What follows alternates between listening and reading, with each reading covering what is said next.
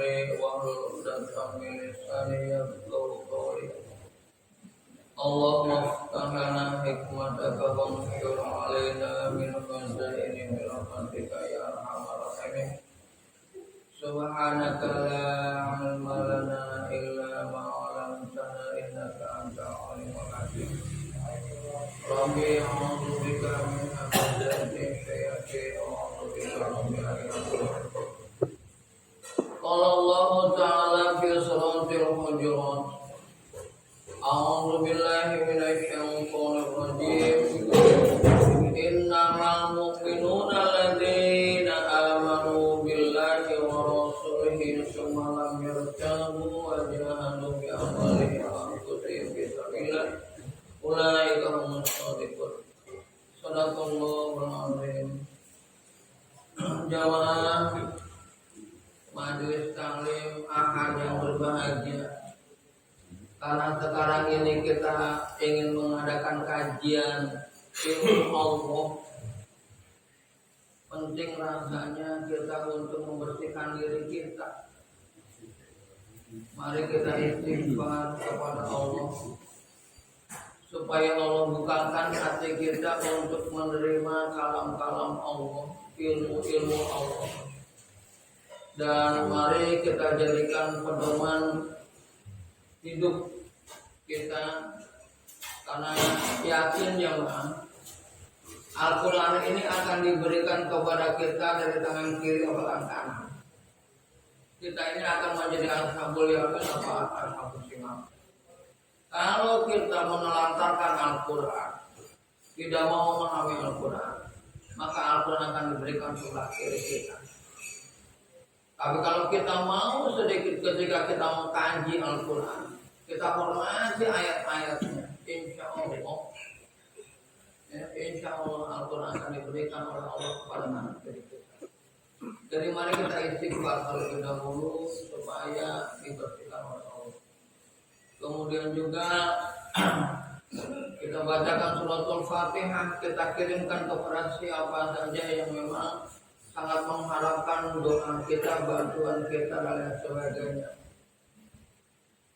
Mengingat sekarang sebentar lagi memasuki bulan Maulid, kita salawat kepada Rasulullah SAW setelah kita bacakan suratul Fatihah. Baik jemaah yang berbahagia, dengan kerendahan hati, dengan mengharapkan ridho Allah, dengan mengharapkan ilmu Allah, mari kita istighfar. Astagfirullahaladzim, Astagfirullahaladzim, Astagfirullahaladzim. Bibarakati wa awamati suratul Fatihah. Al-Fatihah. Bismillahirrahmanirrahim. Alhamdulillahirabbil alamin arrahmanir rahim maliki yaumiddin.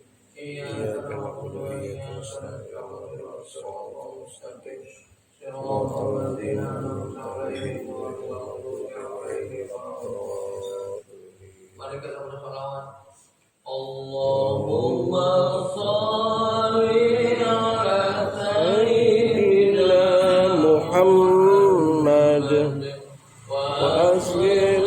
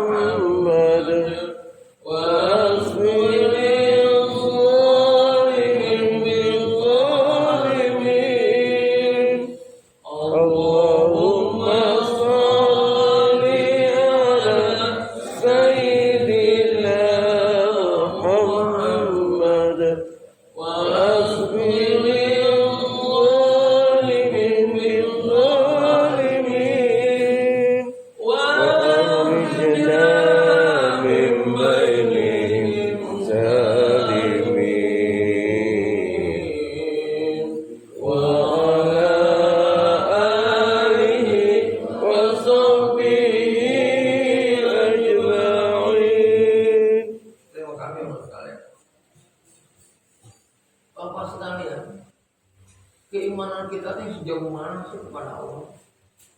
Ini akan kita kaji. Yang diterima Allah itu keimanan yang bagaimana? Yang jamaah yang berbahagia. Adakah batas-batasan keimanan? Adakah toleransi keimanan dan lain sebagainya? Mari kita amati sama-sama. Jamaah yang berbahagia dalam surat Al-Hujurat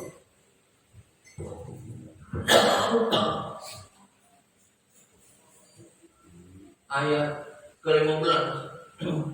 Innamal mu'minuna alladzina amanu billahi wa rasulih. Sesungguhnya orang yang beriman itu adalah orang-orang yang beriman kepada Allah dan Rasul.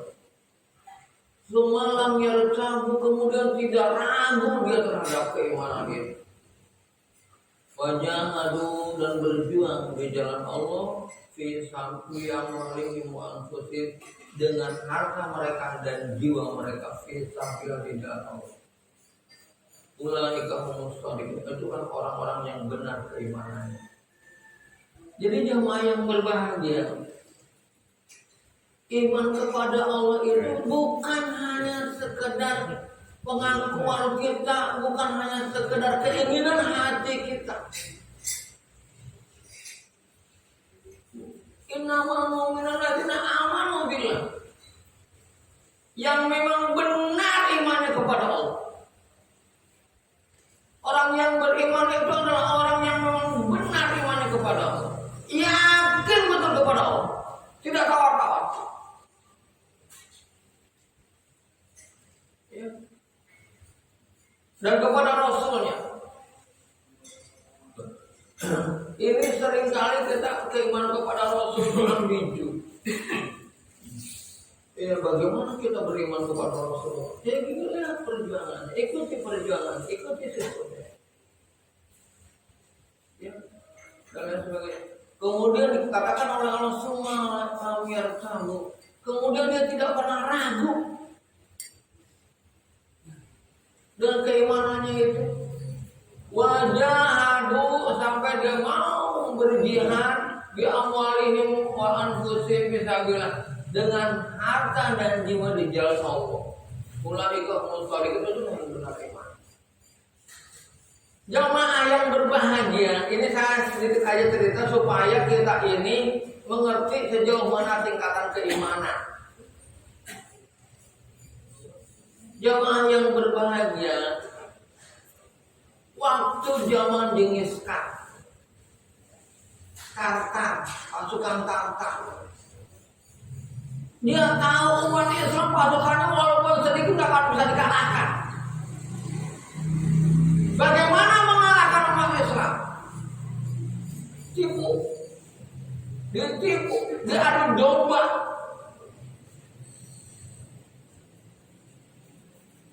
Barang siapa yang memberikan senjatanya, maka akan dibebaskan. Kami akan menghormati dan lain sebagainya. Tapi barang siapa yang mengangkat senjata akan berperang dengan kami. Jangan begitu. Pecah suara. Pecah suara itu dimanfaatkan betul oleh Genghis Khan. Bagi mereka yang sudah tertera di kami, mau bekerja sama dengan kami, maka akan diberikan jabatan oleh kami. Akhirnya terjadi perang saudara. Nah, ketika perang saudara ini yang jadi masalah kaum muslimin. Kaum muslimin gak mau memerangi saudaranya.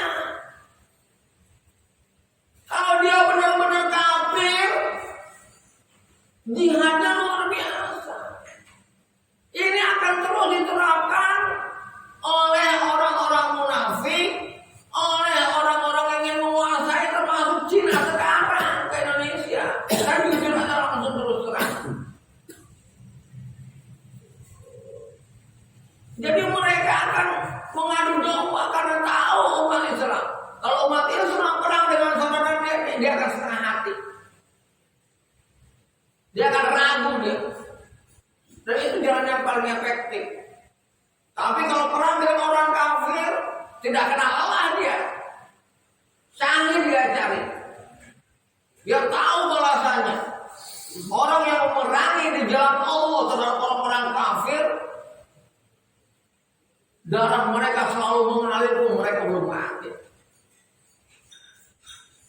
Darah mereka selalu mengalir pun semangat jihad akan terus bergelora. Itu akhirnya mereka gak berani melawan musuh. Nah, jadi jamaah yang berbahagia tidak bisa. Jadi artinya wala tasdaru bi ayati samanan qalila. Setinggi apapun jabatan yang diberikan, sebanyak apapun uang yang diberikan, di mata Allah itu adalah kecil dan dia akan merasakan kecilnya itu setelah kematiannya. Kalaupun dia masih ragu, maka jangan tumalai lamia tahu, jangan ragu bahwa keimanan itu nikmat yang paling besar. Orang akan kemana kembali? Usia terus menggerogoti. Hari demi hari akan selalu silih berganti. Gak bisa kita lari. Fa'aina tadhabun, kalau mau kemana lu lari? Mau digondol berapa uang dulu yang lu bawa? Apalagi umat Islam berkeyakinan bahwa ketika kita meninggal yang kita bawa cuma kain kafan. Itu pun kain yang paling mudah yang perlu dicari oleh kita. Kita tidak mau meninggalkan, kita tidak mau membawa harta benda kepada Allah, karena bukan itu yang dibutuhkan oleh Allah Subhanahu wa taala kepada kita. Jadi jemaah yang berbahagia nggak bisa, Islam itu tawar menawar nggak bisa. Berjuang di jalan Allah harus ngerti ini adalah perjuangan di jalan Allah. Tidak bisa dirayu, tidak bisa dibujuk.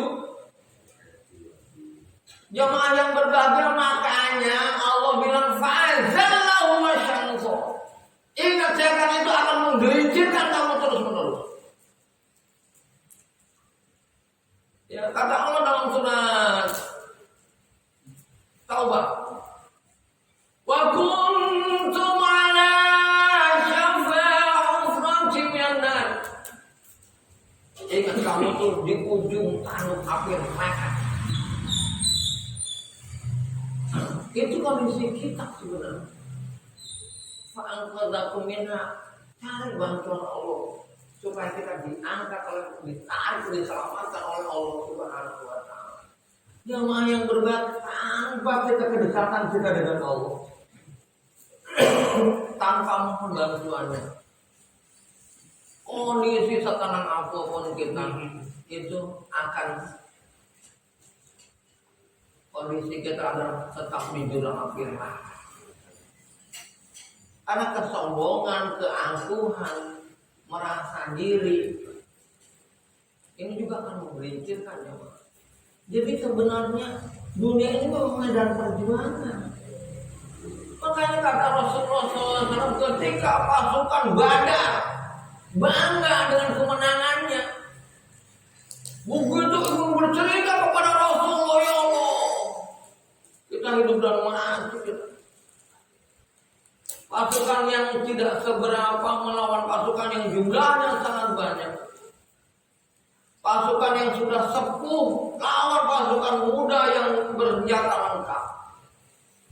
Pasukan anak-anak yang hanya bermodalkan motivasi melawan pasukan yang luar biasa. Akhirnya mereka ingin bercerita kepada Rasulullah, ya Rasulullah, kita telah berjuang sedemikian rupa, Masya Allah. Ini pertempuran yang dahsyat, karena itu pertempuran yang pertama kali yang dilakukan oleh manusia. Tapi apa kata Rasulullah? Tidak, bukan itu. Jihad yang paling besar adalah jihad melawan orang itu kita. Jadi sedangkan nafsu ada hari-hari dengan kita. Nafsu itu ada hari-hari dengan kita.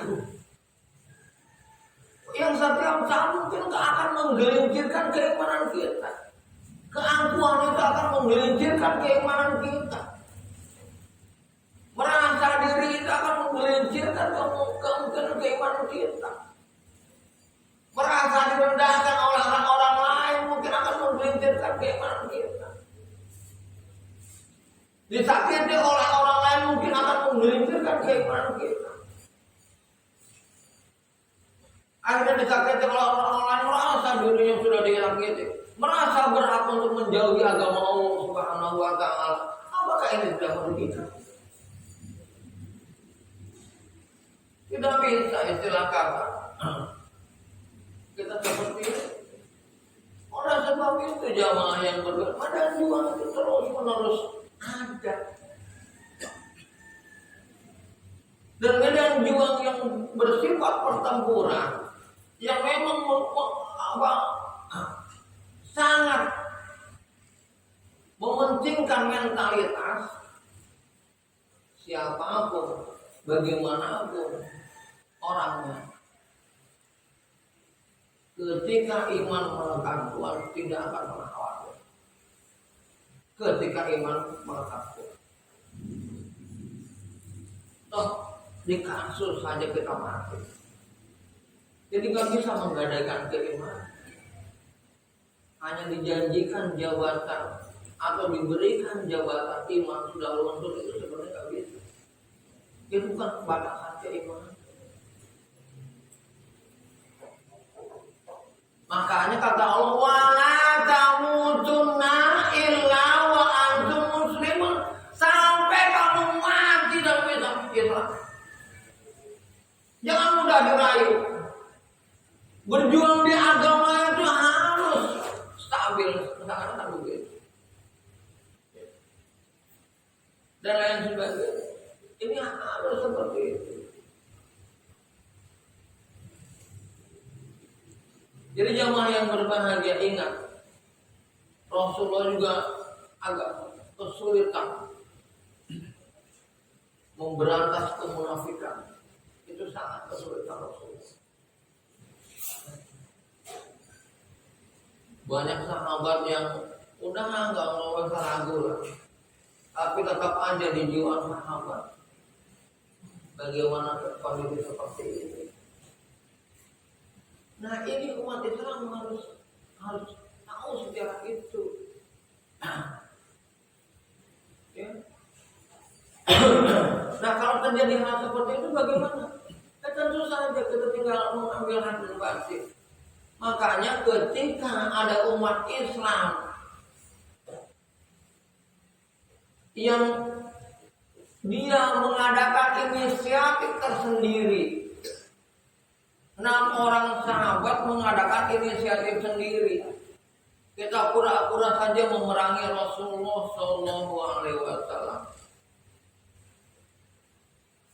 Dia ikut golongan kafir Quraisy memerangi Rasulullah. Kata mereka, kita ikut aja. Kemudian kita jangan melakukan tindakan apapun kepada Rasulullah dan para sahabat. Jamaah yang berbahagia kata Allah, pokoknya siapapun musuh perangi aja, gak usah ragu. Akhirnya 6 orang itu meninggal. Kemudian ayat An-Nisa turun, ayat 100. Bima kuntum, kau mati ini dalam keadaan bagaimana sih? Nah, ini tidak pernah dibenarkan strategi yang menurut kita. Jadi kalau kata Allah perangi mereka, itu kita perangi, kita harus di bagian itu. Ya, jamaah yang berbahagia bukan apa-apa. Inilah kenapa Islam itu, nabi-nabi Allah itu musuhnya seakan-akan para penguasa. Kenapa? Bukan penguasanya, bukan kekuasaannya. Karena di kepemimpinan itu ada kesewenang-wenangan yang akan merusak umat Islam. Makanya bagaimana supaya kita ini jadilah orang soleh betul, yang akhirnya kalau kita soleh akan diberikan kekhalifahan itu kepada kita oleh Allah. Jadi sekalian orang ini macam amal politik tidak peduli banget. Islam kalau udah bicara politik, wah ini udah politik. Jamaah yang berbahagia, hancurnya umat Islam oleh kemal-akad. Bagaimana cara kemal-akad itu menghancurkan Islam? Sekuler. Mana ranah Islam, mana ranah bukan Islam, mana ranah agama, mana ranah politik. Dipisahkan sama dia. Ini ranah politik, ini ranah agama. Hancur Islam. Mati kegelapan Islam tangan dia. Sampai jemaah yang berbahagia kemaharat itu gak pernah diterima bumi mayat. Jadi ada mayat yang ditaruh di atas karena nggak bisa di bumi. Dimasukkan nggak bisa lagi, dimasukin nggak bisa lagi. Tekan obat nggak bisa lagi. Sebagai pelajaran. Jadi kemaharat itu apa namanya di atas itu dibuat bangunan. Karena dia nggak bisa. Bagaimana caranya murah, dibacain apa namanya supaya pelajaran bagaimana itu. Jangan menjual agama. Jangan menjual agama. Makanya orang yang paling dibenci oleh Allah salah satunya adalah wasoddaan sabil. Kalau ada jalan Allah, kalau ada syiar Islam, ada yang mencegah syiar Islam, yang mencegah syiar Islam itu orang yang paling dibenci oleh Allah. Tidak peduli apakah dia mengaku Muslim atau tidak. Dia harus berpikir ini tempat kemajuan umat Islam atau bukan. Ini untuk memajukan Islam atau bukan. Dia harus berpikir begitu. Kalau untuk memajukan Islam, ingat sekali-kali jangan sampai kita ini menghalangi. Kalau demi kemajuan Islam, pikirkan keberhasilan, pikirkan liul di dalam begini kulit. Bahkan kalau seperti itu, agar agama Allah ini menanggar agama-agama yang lain. Ya. Bahwa kegiatan kita itu memang jamaah yang berbahagia, orang yang paling kejam adalah dalam surat Al-Hujurat ini juga. Ketika saudaranya tergelincir, kita diam saja. Saudaranya yang terhanyut oleh air bah besar, kita diam saja, tidak melakukan tindakan. Itu yang paling jahat pada hari saudaranya. Apa maksudnya? Ketika saudara-saudara kita tidak mengerti dengan keimanan, saudara-saudara kita tidak mengerti dengan pentingnya keislaman, mereka menyatakan bahwa keimanan dan keislaman itu lebih kecil daripada nikmat harta. Yang penting duit bagi gua. Yang penting gua sejahtera. Orang-orang yang berpendapat kayak begini kemudian kita diam. Mereka tidak mencintai agamanya. Itu hampir sama dengan seperti itu. Oleh sebab itu ayo kita gaungkan terus. Bagaimana caranya nih? Supaya saudara-saudara kita mengerti pentingnya sholat. Walaupun hanya sekedar sholat saja. Mungkin kalau kita alhamdulillah sudah Allah tentukan 5 waktu. Tapi jangan berhenti untuk mengajak walaupun dia hanya baru 1 waktu. Kemudian kita sentuh ketika di sini. Makanya ada pelajaran bagus dari Pak Haji Leman ini, mohon maaf Pak Haji. Pak Haji Leman itu Pak, ini maaf nih. Tidak akan pernah saya lupakan perjuangannya. Beliau itu kalau ada orang ke masjid disentuh namanya, dideketin sama dia, dipegang pahanya atau dipegang pundak. Itu Pak Haji Leman itu berjuang. Dan itu jarang orang seperti itu. Bangga dengan anak muda masuk masjid. Bangga didekatin sama dia. Dia kalau dulunya ada anak muda yang perlu dekatin, dia duduk di samping. Padahal dia tidak apa-apa, cuma sentuhan. Allah luar biasa. Makanya meninggalnya beliau dalam kondisi dizalimi pribadi. Itu memang untuk mengampuni dosa-dosa beliau. Insya Allah. Saya masih terganggu aja pikiran saya. Mendekati itu. Ini anaknya supaya tahu ya, supaya bisa bangga dengan bapaknya. Ya bapak sekalian, nah itu luar biasa. Dia datang, kemudian dia sentuh. Dia nanya apa aja, seakan-akan dia bangga kamu itu. Ayolah kita berbuat seperti itu. Coba jamaah yang berbagai, kalau kita, ini mohon maaf, ini kalau kita dalam posisi yang tidak mencintai agama, kan sangat ingin ada yang menyentuh kita untuk agar kita ini cinta sama agama. Karena terasa nikmatnya oleh kita, merasa ketenangan hidup oleh kita. Minimal mati kita nggak akan pernah mati, kapanpun Allah panggil kita. Menjelang kematian kita akan selalu tersenyum kepada Allah. Sekalipun sakit yang diderita, kita tawakal sama Allah. Kita bahagia akan bertemu dengan Allah. Kita akan bertemu dengan Allah. Kita akan bahagia. Coba kalau kita di posisi itu, orang mengajak kita, ya, luar biasa. Memang berat banget.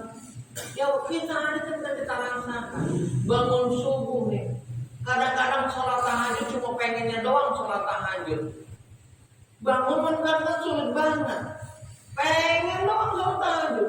Artinya kalau orang itu sholat subuh mungkin susah, kalau kita kan sholat tahajud itu hanya bandingan, Pak. Jadi mereka tuh bangun subuh susah, kan jangan kan begitu. Ya banyak orang-orang yang ada di lokasi yang akan kita nggak aneh, dia nempel di masjid tapi sulit datang ke masjid. Ya wajar. Memang godaannya luar biasa. Nah itu harus ada sentuhan dari kita. Jalan hidayah harus ada, sebab hidayah harus ada. Dan itu memang diperintahkan oleh Rasulullah. Rasulullah pernah mengajarkan kepada kita doa, Allahumma ja'alni, ya Allah jadikanlah aku ini sababan, menjadi sebab iman bagi orang ihtada yang mendapat petunjuk. Allahumma ja'alni sababan liman ihtada, ya Allah jadikanlah aku ini menjadi sebab orang turun hidayah.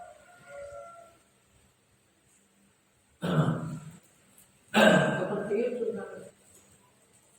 Ya ajaklah ngopi di sini dulu, ajaklah ngobrol di sini dulu, berbahasa.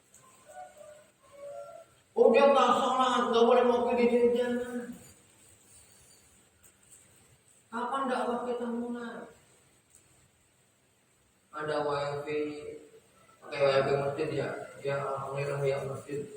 Nah gitu, alhamdulillah ya masjid ada wifi-nya. Makanya aku mau doain, siapa tahu dan lain sebagainya. Nanti saatnya gitu.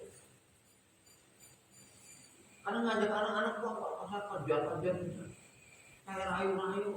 Bagaimana mereka mau ngaji aja, ada pengajian yang memang diminati oleh mereka. Susah kan? Saya berpikir teknik terus. Bagaimana remaja kita kok ngomong pada ngaji, nggak ada pengajian remaja. Ibu-ibu alhamdulillah. Bapak-bapak ya alhamdulillah. Tapi remaja ini loh. Allah Akbar. Sedang godaan mereka Pak dengan game aja nih Pak, luar biasa loh. Game itu aja udah luar biasa. Apalagi godaan-godaan yang lainnya. Jadi kadang-kadang mereka itu kalau ngomong itu, kalau ngobrol itu, bahasanya ngambil duit lah, nyuri duit lah, ngambil duit itu maksudnya ke orang tuanya, ke keluarganya. Kalau nyuri itu kemana-mana. Gue ngambil duit orang tua. Ya Allah, tolong jangan begitu. Abi kan sedih sama lu kayak gitu. Waduh. Sholat susah. Tapi saya nggak mau mereka lari di masjid. Kamu ngopi ngobrol. Kamu dulu ya. Sholat enggak ada orang. Ingin saya yang lain juga suruh yang ngopi biar itu ngopi. Deketin. Kita duduk kopi nggak apa-apa deh. Saya kalau ada rezeki Pak, kalau ada rezeki nih Allah kasih, mudah-mudahan Allah kasih rezeki. Saya nggak sayang gitu. Saya nggak akan sayang mengeluarkan kopi dengan mereka.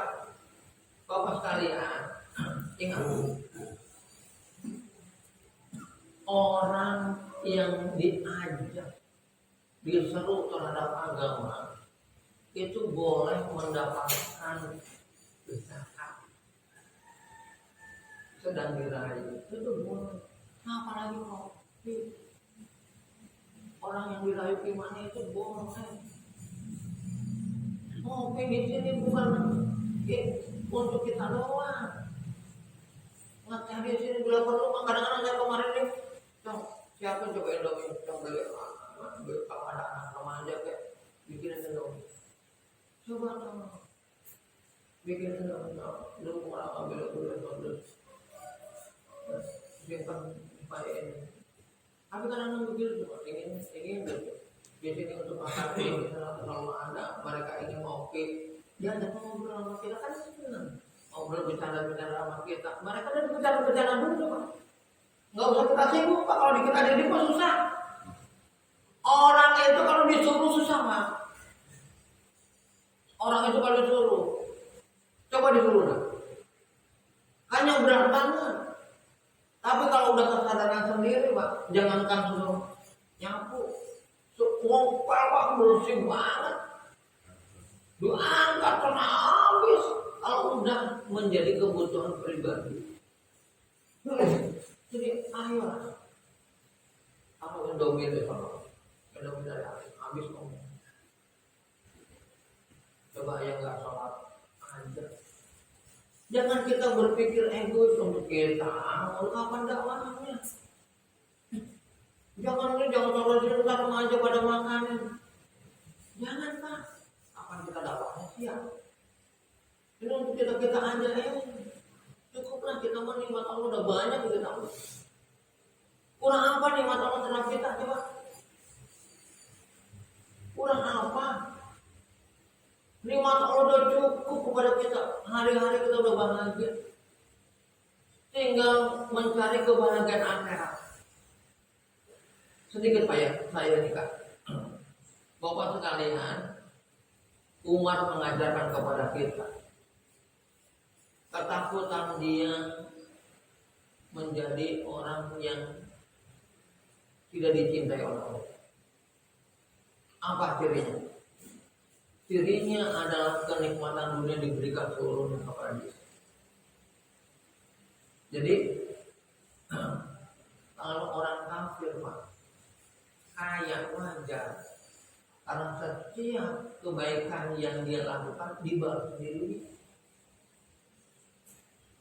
Kafir, mereka menguasai wajar, memang diberikan balasan itu. Untuk dia Rabbana atina fid dunya hasanah. Tapi di akhirat doa maafil aja, jangan mengharapkan akhirat. Diancam oleh Allah. Tapi untuk orang mukmin Pak, sodako itu taziru rizko. Sodako menambah rizki. Seakan-akan sodako kok nggak karena menambah rizki. Allah itu nggak ada di akhirat. Kita udah berbuat baik senyum sama orang-orang lain buang muka. Sengaja Allah Ta'ala. Itu makanya orang baik itu Bapak sekalian tidak takut dengan balasan-balasan orang, karena itu Allah memang mencintai kebaikan. Jadi kita diberikan, bahkan kalau kita lihat dia udah banyak istighfar, dia udah banyak berbuat, tapi Allah masih kasih sakit, masih kasih Allah ini, ujian masih banyak kepada dia. Kenapa? Ya memang dia akan diberikan kebahagiaan di akhirat yang lebih besar, yang lebih luar biasa. Dan dia akan banyak menolong orang sebagai umat Rasulullah SAW. Makanya umat Rasulullah itu Pak disemburui oleh umat-umat Nabi yang lain. Kenapa? Karena akan mampu memberikan bantuan kepada saudaranya nanti. akan mampu mengangkat ini, jangan dong ini udah banyak berbuat baik sama kita. Ya Allah, dia di dunianya udah banyak membantu. Cuman kita masih bisa ketika Rasulullah sudah memberikan kesempatan, kita udah minum haudum. Tenaga Rasulullah yang sudah kita minum, kita diberikan kesempatan mana lagi sih? Yang lo dulu lo ngeliatnya benar dia. Cuma itulah yang dicemburui nanti umat Nabi Muhammad oleh umat-umat Nabi yang lain. Jadi Bapak sekalian, kalau kita enggak menjadi orang baik, siapa yang akan membantu saudara-saudara kita nanti dari adab pedihnya api neraka? Jalan satu-satunya itu baik itu memang lillahi ta'ala karena Allah. Dan kita tidak akan pernah ragu itu karena Allah, itu tidak akan pernah ragu. Mau dia tadi sama orang, alhamdulillah dia mau, aduh ya Allah, rajin ya Allah, sodakohnya banyak dan lain sebagainya. Lo nyanjung gue kayak lo enggak, masa bodoh urusan gue. Sekarang begitu tuh ya Allah. Bahkan gue mungkin lebih senang lo sakit daripada lo sanjung. Kalau udah aja masa apa tahu makin sadar. Karena kan mungkin gitu. Ya bayang orang kan masih kadang-kadang kalau disanjung udah lupa aja dan lain sebagainya. Ya. Jadi iman itu jangan ragu dan kita harus bisa berjuang. Jangan ragu bi amwal ini dengan harta kita, bahkan diri kita aja mau berdoa sama kita. Ya. Makanya anak saya kemarin tuh membuat skripsi itu judulnya tuh ngobrol dengan dakwah. Nggak tahu nggak kalau saya bersekokol. Saya minta dulu ngobrol dengan dakwah. Ngobrol dulu. Hah? Ngobrol dulu jadi selesai. Iya. Ya cara ngobrol dengan dakwah. Mungkin itu. Kita ngobrol dulu nggak apa-apa lah. Tapi ngobrol dulu jangan ya beli.